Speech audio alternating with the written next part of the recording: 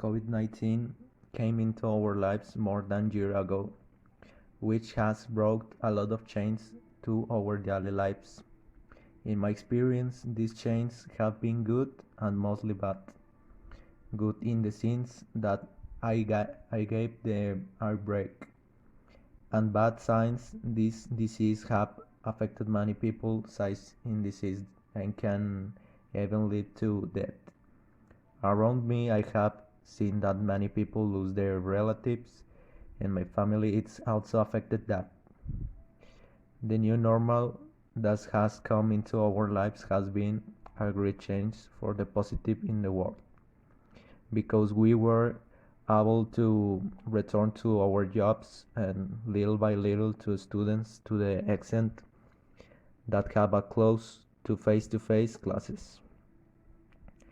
In my house, I have had the disease because I was not a believer in this and did not take the necessary measures to have care of myself correctly, but I lived the experience of contracting this virus and it a very hard situation since you have a lot weakness and apart from that you are isolated from all and that I feel in the most difficult.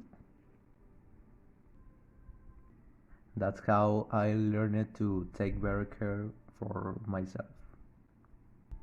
To also be able to raise awareness of other people in the world size. There are people who Another don't follow factor the to protocols. consider in this pandemic, in addition to that, is the definite closures of some business, significantly damaging the lives of Mexicans who lives day by day with their families. The economy was severely affected, putting in a very complicated situation for the government that never really knew how to handle the situation, causing a stir in the people and causing the Mexican themselves not to take the pandemic seriously, causing the number of cases to always increase. At least in Nuevo León, it was tried to cope with the pandemic in a way in which the doctor in charge of the government gave their respective announcements and warnings about the danger that the COVID represents in our lives, and it's true, and it is true. Multiple friends and family were left without their loved ones because